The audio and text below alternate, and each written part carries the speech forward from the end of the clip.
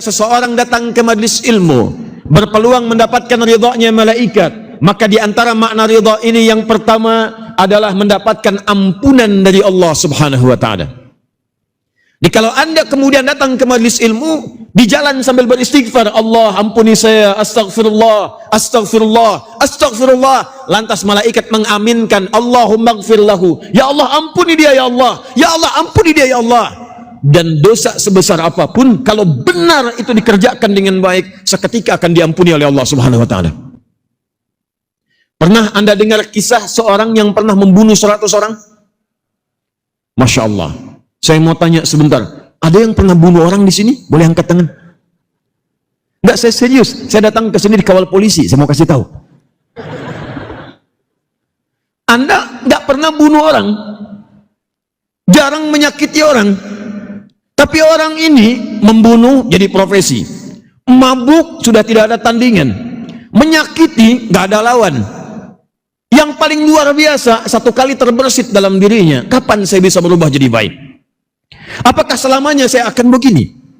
Nah, ini saya berikan pesan ini ada isyarat dalam Al-Quran halus sekali.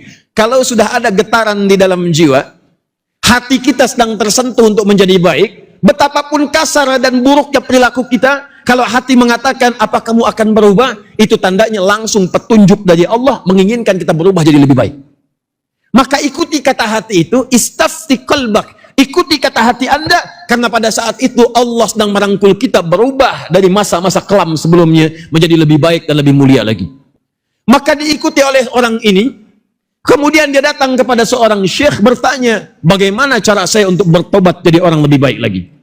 Kata syekh ini paling menarik. Syekh ini tidak mengajarkan satu ajaran langsung, tidak mengatakan kepadanya, coba kamu sholat sekarang. Tidak mengatakan kepadanya, ayo saya bimbing kamu tobat. Tapi yang paling menarik, syekh ini mengatakan, pergi kamu ke majlis si fulan, minta bimbingan kepadanya. Dia akan mengarahkan padamu bimbingan terbaik untuk tobat kepada Allah. Ini adab di kalangan para kiai, para ustaz, para habaib, para ahli ilmu. Jika ada orang lebih pakar dibandingkan kita, jangan merasa semua harus kita selesaikan. Maka rujuk kepada orang yang lebih berhak untuk bisa membimbingnya.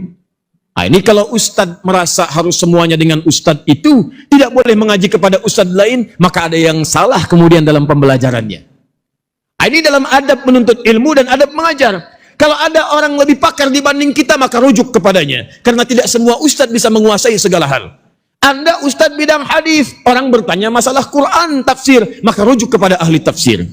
Persis seperti dokter, Anda dokter mata, orang sakitnya sakit telinga. Masa orang sakit telinga mau Anda obati, Anda dokter mata? Rujuk kepada dokter telinga. Sakit jantung, arahkan kepada dokter jantung. Maka orang ini mengarahkan pada si fulan, datangi majlis si fulan. Kemudian diberikan nasihat. Di perjalanan, mintakan ampunan kepada Allah. Sambil berjalan, sambil istighfar. Sambil jalan, sambil istighfar. Maka orang ini saat berangkat, kemudian dia istighfari dirinya. Ya Allah, ampuni saya ya Allah. Astagfirullah. Saya punya dosa banyak ya Allah. Dosa saya besar ya Allah. Di perjalanan dia istighfar kepada Allah. Ditempuh dia jalan menuju tempat yang dia maksudkan untuk menuntut ilmu. Tiba-tiba Allahu Akbar, belum sampai ke tujuan, ini tempatnya, dia tiba di tengah-tengahnya, hanya lebih sejengkal saja, maut datang menjemputnya, meninggal di pertengahan jalan, belum sampai ke majlis ilmu. Apa yang terjadi? Karena istighfarnya itu, dia bertobat kepada Allah. Maka orang taubat itu rumus Al-Quran. Buka Quran surah kedua Al-Baqarah di akhir ayat 222. Paling kanan di pertengahan di mushaf. Quran surah kedua di akhir ayat, Masya Allah, 222. Perhatikan rumusnya. Innallaha yuhibbut tawabin. Sungguh Allah itu mencintai orang-orang yang senang taubat. Cinta dengan orang-orang yang suka mengoreksi diri. Jadi sering saya katakan, Allah itu lebih cinta orang taubat, orang salah yang taubat, dibandingkan orang soleh yang tidak pernah merasa diri salah. Saya ulang, Allah itu lebih cinta orang salah yang taubat, dibandingkan orang soleh yang selalu merasa benar. Tidak pernah merasa diri ada yang salah dalam hidupnya. Maka ketika seseorang itu bertobat kepada Allah, rajin istighfar, Awas, hati-hati. Setiap kita manusia biasa bukan nabi, maka tidak akan terlepas dari dosa. Demi Allah saya katakan, setiap hari yang kita kerjakan tidak akan pernah tubuh kita terlepas dari dosa. Ini saya contoh ya. Hari ini aja, siapa yang tidak pernah punya dosa? Hari ini aja, boleh angkat tangan. Tuh. Yang dosanya sedikit, angkat tangan. Ya Allah tuh senang kalau ada orang tuh sering taubat. Astagfirullah, astagfirullah. Saya kasih rahasia ya. Ini di antara kita saja nih. Ada kebiasaan calon penghuni surga yang sering dikerjakan di bumi. Jadi kalau Anda melihat orang seperti ini, kata sebagian pakar tafsir, itu orang adalah orang ahli surga yang sedang Anda lihat di bumi. Dan surganya itu surga spesial. Di surganya persis di taman surga, tempat yang paling indah di surganya. Apa kebiasaan orang ini? Itu orang suka istighfar menjelang subuh.